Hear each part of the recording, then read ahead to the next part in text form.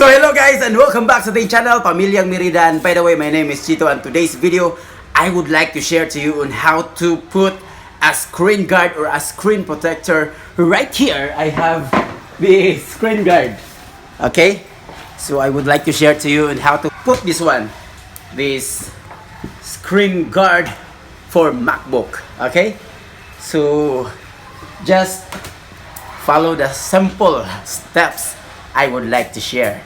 And right here I have my friend Irene.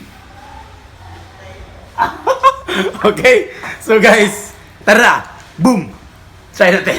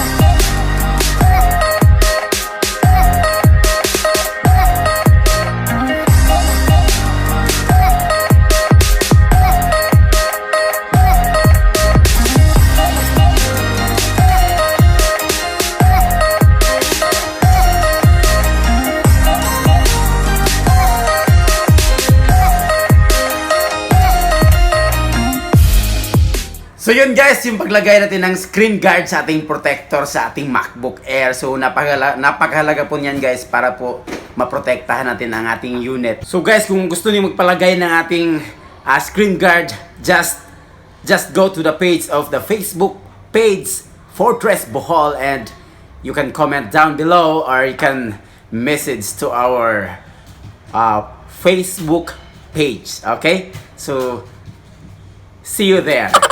Of course, sa mga followers ko dyan o sa mga supporters ko, salamat po, at sa mga bashers ko dyan, I love you. Brr! Okay, so guys, if you like this video, please don't forget to like, share, comments, and subscribe to my channel, and don't forget also to press the bell button below para updated ka sa lahat ng video ko. And that's all. God bless and bye-bye!